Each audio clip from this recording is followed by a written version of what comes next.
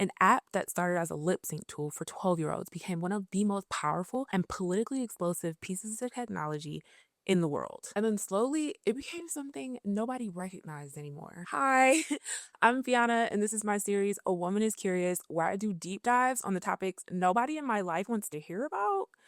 So I bring them to you. One question, one rabbit hole. Let's jump in.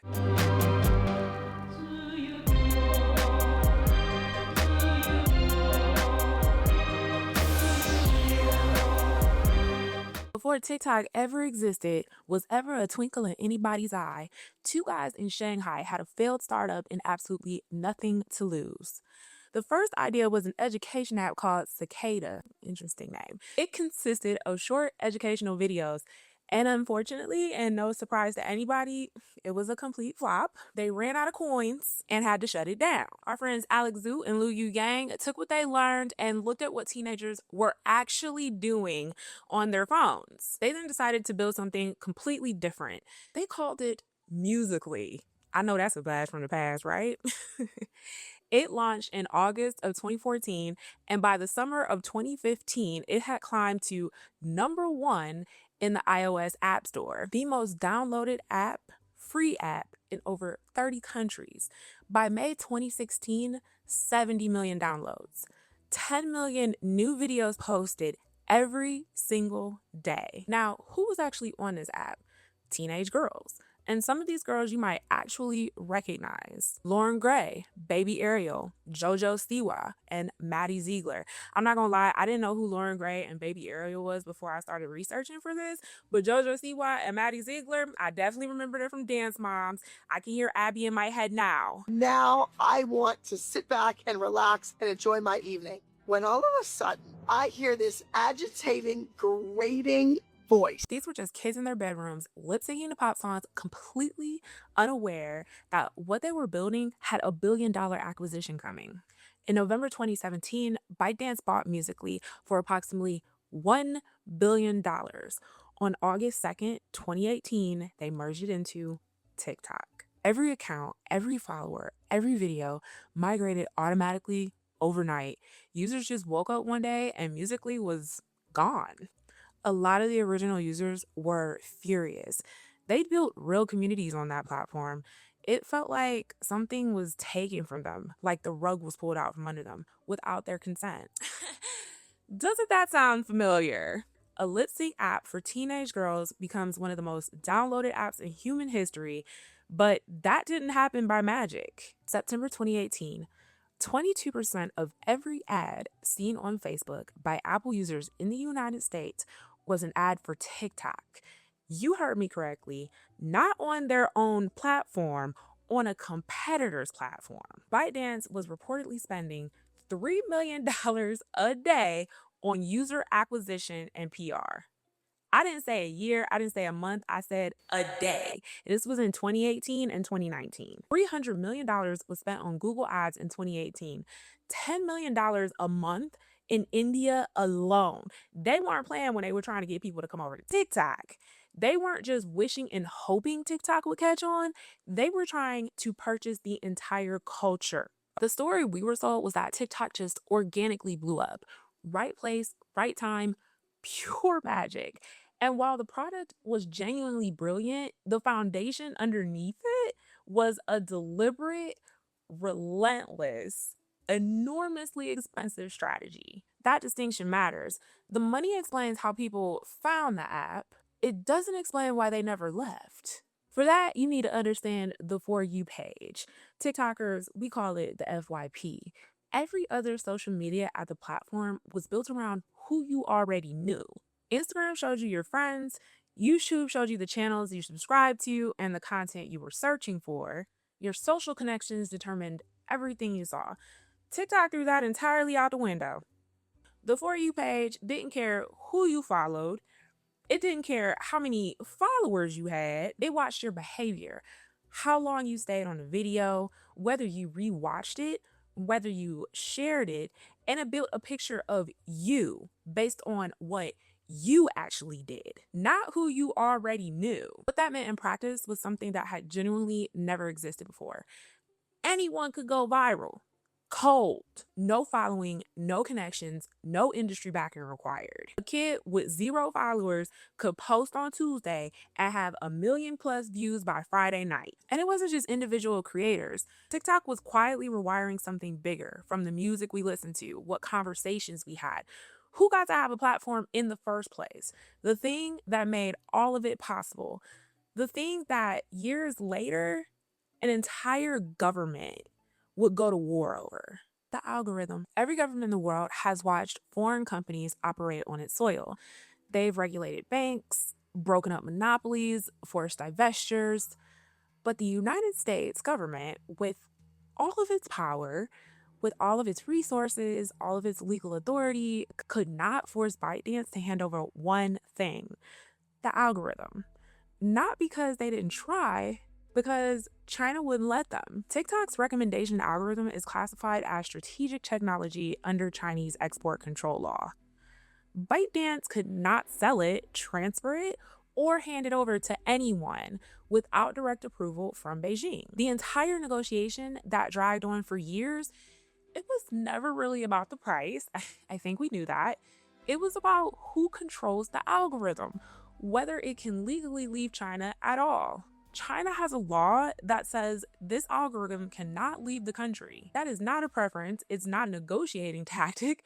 It's the law, which tells you everything you need to know about what this technology is actually worth.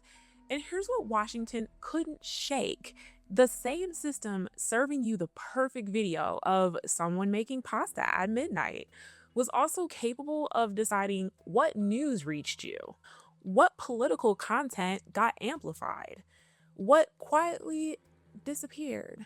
An algorithm that powerful, owned by a company subject to Chinese law, with 170 million American users. Whether or not China was ever actually using it that way, and that is genuinely debated, the potential was real. And in Washington, potential was enough. Under the final sale agreement, the new US entity committed to retraining the algorithm entirely on American user data housed in Oracle's cloud system. JD Vance said from the Oval Office that US owners have, quote, will have control over how the algorithm pushes content to users, and that was a very important part of it. We thought it was necessary for the national security element of the law. We also just think it's important to protect American users. Again, we want users to use this platform the way they want to. We want the business to make decisions about content based on the interests of the business and based on the interest of the users, and that's what we think will happen with this new arrangement. ByteDance still owns 19.9% of the company.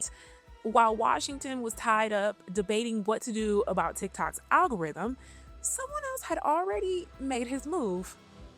And he didn't wait for the government. By 2020, TikTok had a problem. Actually, TikTok didn't have a problem. TikTok was the problem. Specifically, it was the problem keeping Mark Zuckerberg up at night. I have another name for him as well, but I can't say it out loud. Internal research leaked by Facebook whistleblower Frances Haugen revealed that teenagers were spending 2 to 3 times more time on TikTok than on Instagram. Facebook had lost users for the first time in 18 years. And Zuckerberg himself told investors on an earnings call that TikTok was a major obstacle. His exact words, according to Washington Post, were, people have a lot of choices for how they want to spend their time, and apps like TikTok are growing very quickly. When Reels launched in 2020 as Meta's direct response to TikTok, it did not go well. By 2022, users were spending 1/10 as much time on Reels as they were on TikTok. 1/10. Facebook had built an empire on knowing what people wanted to see before they knew it themselves, and TikTok was beating them at their own game. Around the same time, something interesting was happening in Washington. Politicians on both sides of the aisle were suddenly very concerned about TikTok. National security hearings, letters to intelligence agencies, calls to ban the app entirely. The narrative being pushed in local newspapers, on TV, and op-eds across the country was that TikTok was a danger, specifically a danger to children. Stories about dangerous TikTok trends started appearing everywhere. Lawmakers were writing letters, senators were calling TikTok executives to testify. And then in March 2022, the Washington Post published something that reframed the whole picture. Facebook's parent company, Meta, was paying one of the biggest Republican consulting firms in the country, a firm called Targeted Victory, to run a nationwide campaign specifically designed to turn the public against TikTok. I'm going to say that again. Meta was paying a consulting firm to secretly turn the public against their competitor. The campaign included placing op-eds and letters to the editor in major regional newspapers, pushing stories to local TV and radio, recruiting local politicians to publicly speak out against the app, and none of it disclosed that Meta-funded firm was behind it. One of the stories they pushed hardest was the Devious Licks Challenge, videos of students vandalizing school property. They packaged it as a TikTok problem and showed it to local media across Massachusetts, Michigan, Minnesota, Rhode Island, and Washington. It worked. TikTok trend going in the wrong direction. It's happening in our local schools. So this trend, you might have heard of it, it's called Devious Licks, and students have been recording themselves vandalizing and stealing school property. Fox 5's Paris Jones is looking into how it's affecting our area and has reaction. Well, if you try to search Devious Licks on TikTok, this is the screen you'll get that says no results found. That's because TikTok has removed any content or hashtags related to the challenge. Either way, this has both parents and school officials concerned. It didn't take long for the latest TikTok trend to reach schools in the DMV. The result of the Devious Licks challenge, similar to what you'll see in schools across the U.S. Soap and paper towel dispensers ripped off of walls in the bathroom, damage to other school property, all for likes on social media. It's so sad. I just don't understand why these children are turning to that kind of vandalism to express themselves. It's very disappointing. I think it needs to be handled very quickly and with an iron hand. A senator wrote a letter calling TikTok executives to testify about it. Here's the part that got me. The Devious Licks Challenge didn't start on TikTok at all. According to an investigation by journalist Anna Foley, it started on Facebook.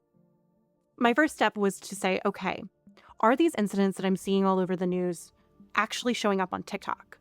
But the weird thing was, when I went on TikTok, there weren't any videos of teachers getting slapped or really even people talking about doing this challenge at all. I searched the entire app and I just could not find anything. And so I thought maybe TikTok had done something similar to what they had done before, like rerouted a hashtag that was related to this. And so I wrote TikTok about it and I was like, hey, what's going on here? And they were like, we haven't seen anything of this nature on our app. Like the TikTok spokesperson said, the first time I saw this list, it was a screenshot. It was not a video on TikTok. There wasn't any evidence of this happening on TikTok at all from what we could see. Meta hired a consulting firm to run a secret nationwide campaign to make TikTok look dangerous to children. The centerpiece story they pushed, a viral challenge causing kids to vandalize schools, actually originated on Facebook. And none of the op-eds, none of the letters to the editor, none of the local news segments disclosed that a Meta-funded group was behind any of it. One internal email from a Targeted Victory staffer read, and I'm quoting directly here, "Dream would be to get stories with headlines like, 'From dances to danger, how TikTok has become the most harmful social media space for kids.'" They were writing the headline they wanted and then manufacturing the story to match it. I want to be really clear about something. I'm not saying Mark Zuckerberg personally called up a senator and told him to go after TikTok. What I am saying is there is documented, reported, on the record evidence that Meta funded a coordinated secret campaign to damage TikTok's reputation while simultaneously pointing at TikTok in congressional hearings as proof that Facebook wasn't a monopoly. He literally used TikTok as his defense. TikTok is the fastest growing app. his words in his opening statement to the House Antitrust Subcommittee in 2020, while his company was secretly paying people to make TikTok look dangerous. I do not like this man. I want to be really transparent about that. That my opinion of him is based on things that are documented and reported, not just vibes. There is a difference between not liking someone and making things up about them. Everything I just told you is sourced. Whether the national security concerns about TikTok were legitimate, and some of them might be, Meta made sure those concerns were as loud as possible for reasons that had nothing to do with your safety and everything to do with their bottom line. The campaign worked. The hearings happened. The legislation passed. And on January 19th, 2025, TikTok went dark. What followed was one of the most exhausting, drawn out, will they won't they situations I have ever watched play out in real time. It actually started earlier than most people remember. In 2019, a national security think tank described TikTok as a quote, highway-sized problem.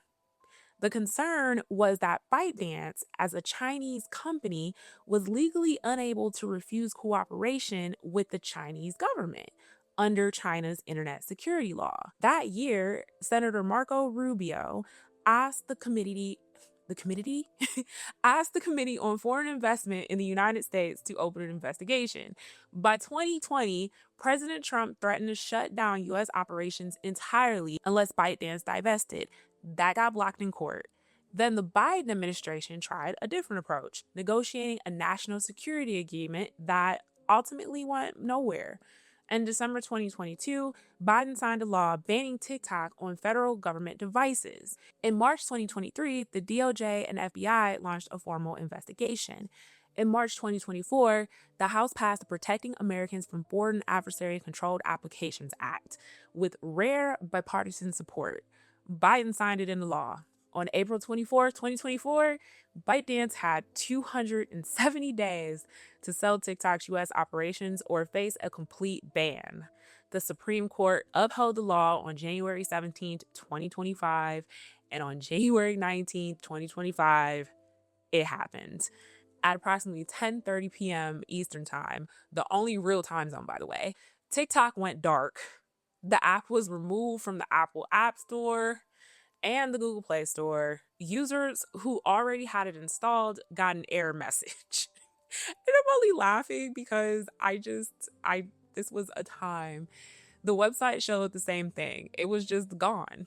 I remember exactly where I was. I think most of us do. I was probably on the couch scrolling on TikTok when I got that message. But here's what made those final hours genuinely unlike anything I had ever seen on the internet. Creators, people who had spent years carefully curating their image, building their brand, saying exactly the right thing, suddenly decided that if this was the end, they had nothing to lose. Anna X, one of the most followed lifestyle creators on the platform, posted a video admitting she actually doesn't like coffee, which sounds small until you realize her entire aesthetic was built around coffee. Kaylee May admitted she had never once used her Stanley Cup ice cubes. And Serena Kerrigan, who had been very publicly vocal about body positivity, admitted she had been on Mounjaro, which I take no issue with her being on Mounjaro, or even the fact that she didn't tell anyone because it's her business, it's her body, do what you want. It's the fact that she made it a reveal like it was some big secret. But anyway, for about 16 hours, the app was gone. But in the hours before it went dark, creators started revealing things they had been hiding for years. Coffee girls who didn't drink coffee, wellness creators on weight loss injections and hiding it, people who built entire brands around products they never actually used. It was the most honest TikTok had ever been. Right at the moment it was about to no longer exist. The internet, when it thinks no one is watching, will always tell you the truth. I am so sad. I get on this app and I hear that January 19th of 2025, TikTok will officially be banned. So apparently January 19th, they might be taking away TikTok. The odds are not looking very good. And this was my first month that I actually made money. Mark my words, if TikTok is banned on January 19th of 2025, I'm literally leaving this country. I'm literally leaving this country. Don't click anything! Just click Lord! Click the button that says, are you sure? Learn more, Click the button. While all of this is happening, something else was going on. In the days before the blackout, American TikTok users refusing to go quietly into the night started migrating en masse to a Chinese app called Red Note. Zhao Shu. I don't know if I said that right, y'all. Forgive me if I didn't. An app that is essentially Instagram and TikTok combined and entirely in Mandarin. The hashtag TikTok refugee went viral. Red Note became the most downloaded free app on the Apple Store.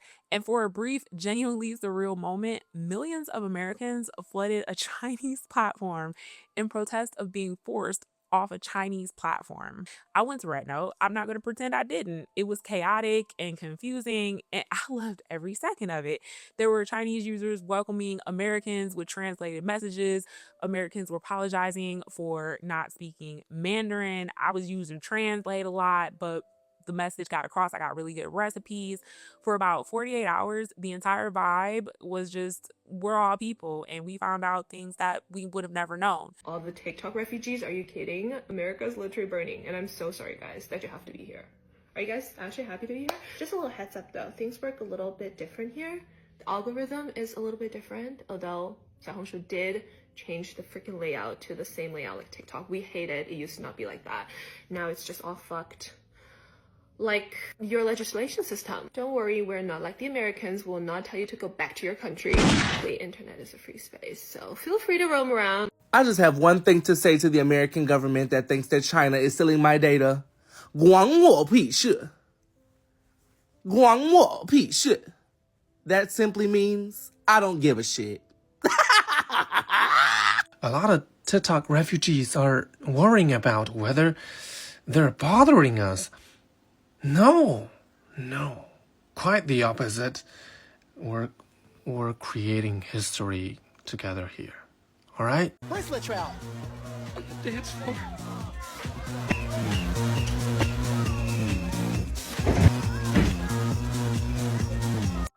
And then TikTok came back.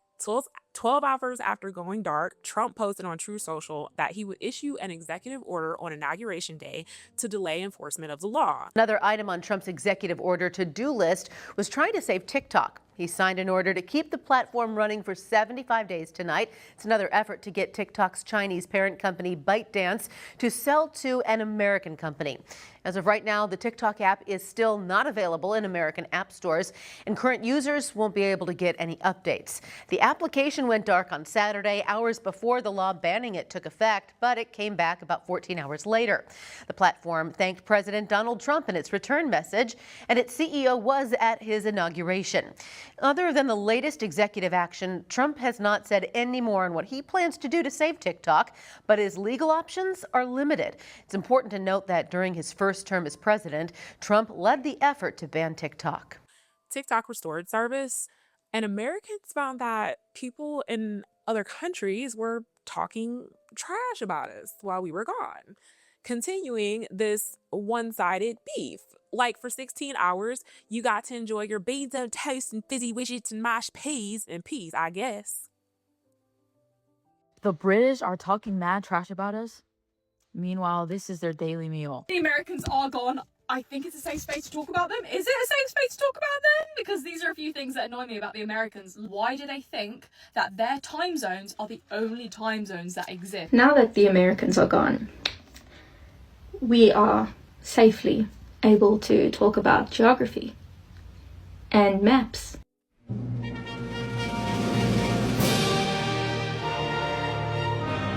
On January 20th, Trump signed the order, 75 days of non-enforcement, then another extension, then another, and then another. Negotiations with China, trade talks in Madrid, tariffs used as leverage. Tucker Carlson was briefly floated as a potential investor. He denied knowing anything about that. Amazon made a bid. The deadline kept moving. And somewhere in all of that back and forth, I stopped caring. Not about TikTok as a concept, about this TikTok, the one that kept almost leaving and then didn't. There's something about uncertainty that changes a relationship.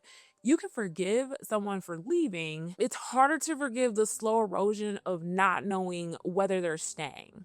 What are you doing? What are we doing? TikTok is probably one of the most toxic relationships I've ever been in. On January 22nd, 2026, just over a year after the ban legally went into effect, TikTok announced establishment of the TikTok USDS joint venture, Oracle Silver Lake MGX, a 7-member board, a new American entity. ByteDance retaining 19.9%. Yeah, breaking news. TikTok is deepening its ties with Silicon Valley. The company has signed a deal to sell its U.S. business to Oracle, based in Redwood Shores, also Silver Lake and MGX. Oracle was founded by Larry Ellison, who is now an ally of President Trump's. Silver Lake is a private equity firm with headquarters in Silicon Valley, as well as New York, and MGX is also a private investor group. It was established by the government of Abu Dhabi. The deal is expected to close on January 22nd. The saga was officially over, and I felt absolutely nothing, which I think says more about what the last year had done to this app than anything else I could tell you. Because while all of this was happening, the app itself was already changing, and not in a way any of us asked for. While the Ban Saga was playing out in Washington, something else was quietly happening inside the app itself. Something that I'd argue did more damage to TikTok than any government ever could. In September 2023, TikTok launched TikTok Shop. And honestly, I get it. I did it. Free products from major brands showing up at your door, brand calls, affiliate income, the checks were coming in. There is nothing wrong with that, and I'm not gonna pretend I didn't participate. But here's what nobody really talks about going in. TikTok Shop has a way of quietly becoming your whole personality if you let it. Suddenly, you're posting 10 videos on one product, your feed starts looking like an infomercial, you're negotiating with a brand over talking points for a lip gloss that retails for $12. And one day you look up and realize that this stopped being fun about 3 weeks ago, and I'm still doing it like it's a job. I mean, it used to be a dancing app, okay? Now I'm trying to sell protein powder to pay bills like I'm on QVC. I was trading myself for a free lip gloss. For the everyday user scrolling the app, the effect was the same. The For You page that had once felt like stumbling into the most interesting party you'd ever been to started feeling like getting trapped in a bad mall on a Saturday afternoon or watching HSN infomercials with your grandparents. People sometimes don't want to do so many things, okay? This is a very simple... Using a neck cream. You're only getting $15 off. Unless you're like me and you literally... Never, ever, ever. And if you don't even want like the creaminess... Has anyone tried the NAD/EGF firming? Still, so lady, for this woman, no matter for long one or the short one. All right, you guys, bidding is up and go. The figurines as if... To be honest with you, that is the best price. It gets 4 bottles. No, lady, no. I can't chase. I recommend you guys checking this out, guys. This is the... My heart says, but Wait, what you hasn't been right in a while. skincare that needs... All right, I see 2 of you guys that check. 35, 36. Yeah, it's like some crazy... Absolute dumb. Who is gonna... the process? During Black Friday 2024, TikTok Shop generated over $100 million in a single day. For brands, it's a gold mine. For TikTok, it's a revenue stream that didn't depend on advertising.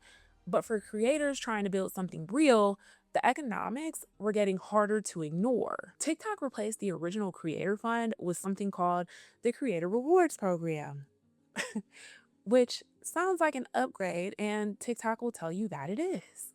But here's what the numbers actually look like. Under the old creator fund, creators were earning somewhere between $20 and $50 per million views. The Creator Rewards Program changed the formula. TikTok says creators have the potential to earn up to 20 times more, but that potential comes with conditions.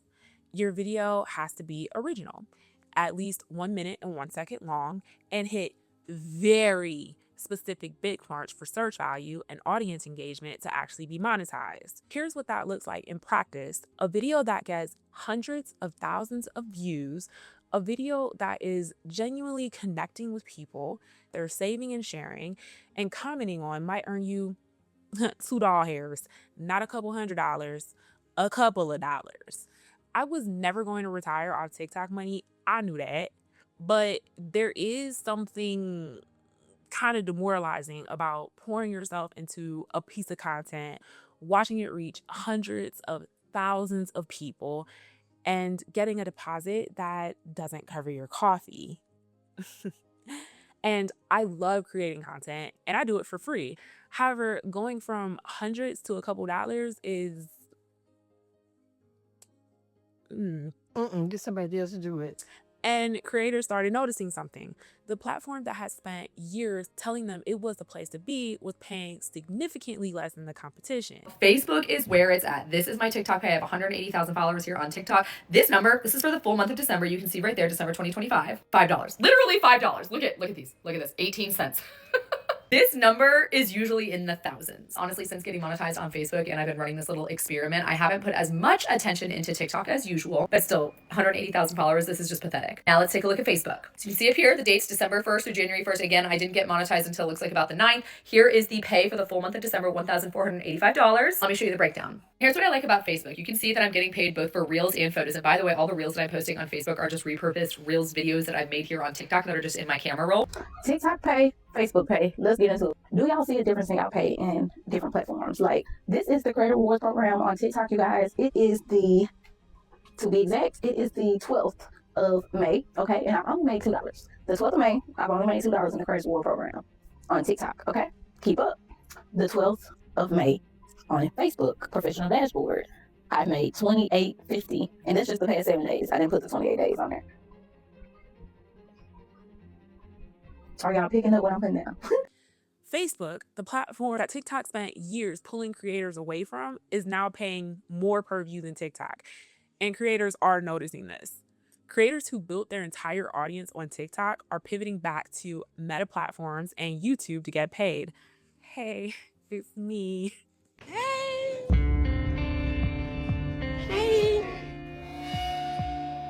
How y'all doing? Mark Zuckerberg spent years playing catch up to TikTok, and right now, quietly, without a single congressional hearing, he's winning. And it's not just the money either.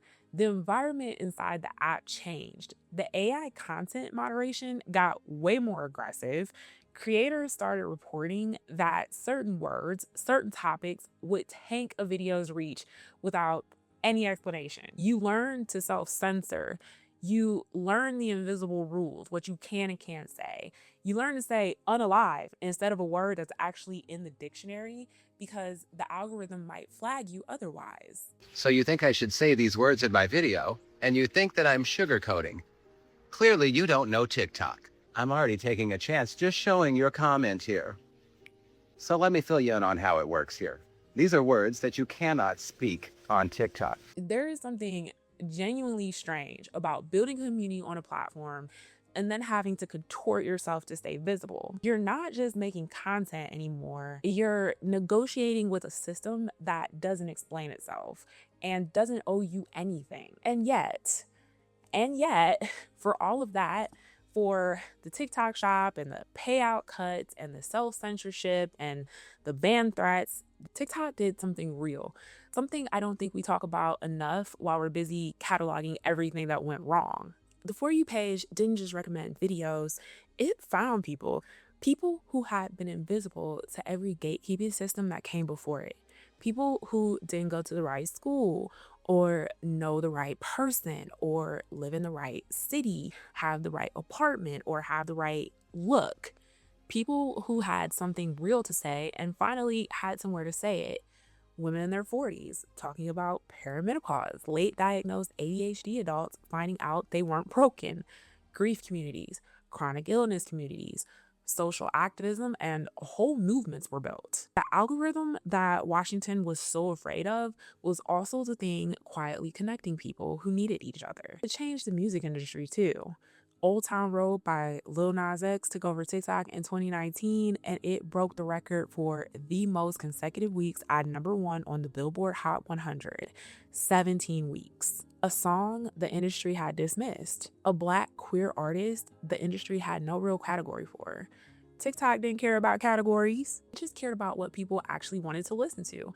As one music analyst put it, TikTok changed music listening from a one-way relationship where a song comes out and you consume it to something you participate in. Challenges, remixes, duets. The line between artist and the audience got blurry in the best possible way. TikTok just blew the door open, not because of what a label decided, not because a radio station added them to rotation, because the algorithm found someone who needed to hear exactly that song at exactly that moment and put it in front of them. That's what no other platform has quite done like this. The feeling that your thing, whatever your thing is, has an audience out there that's waiting for it without even knowing it's waiting. That feeling is what TikTok was at its best. And that's what I've been missing personally, quietly in the background of everything I told you in this video since the app started changing. Not the algorithm, not the features, this. The feeling of being found.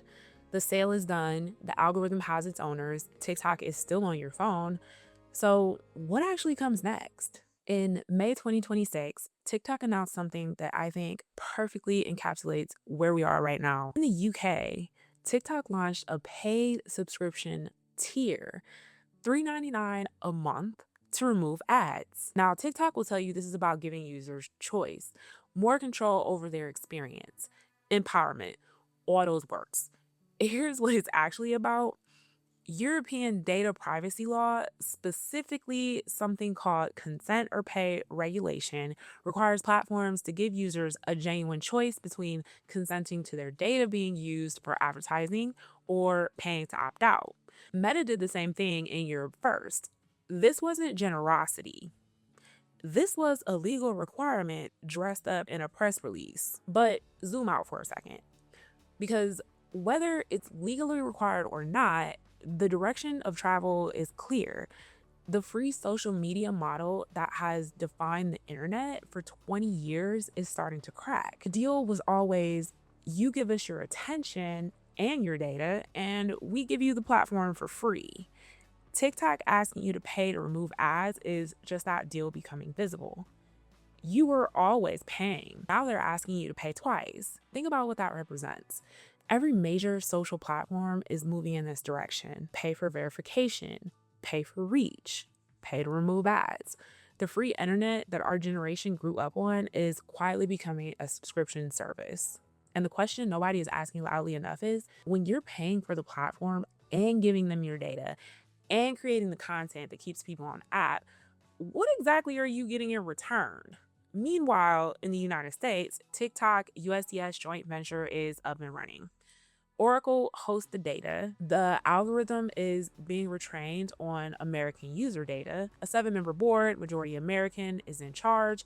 Whether this actually resolved the national security concerns, experts genuinely disagree. And for creators, the lesson of the last 5 years is not subtle. Every platform is rented space.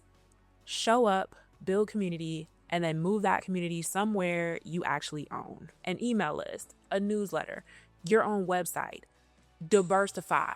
Something that can't be sold, banned, or algorithm changed out from under you overnight. I'll be honest with you. After everything, the back and forth, the blackout, the shop era, the payout cuts, the self-censorship, I still post on TikTok. Dumb bitch. I still find things on it that make me laugh or think or feel seen, but I no longer trust it. And I think that's the right relationship to have with any platform that has proven repeatedly that your community is not their priority. The thing TikTok taught me the hard way is that I should never have built my house on someone else's land. Build something you own. That's the rabbit hole for today. If this made you think, if it made you feel something, if you learned one thing you didn't know before, that's exactly why I'm here. I'm going to keep asking questions, and I hope you keep showing up for the answers. One question, one rabbit hole, a full deep dive. I'll see you in the next one.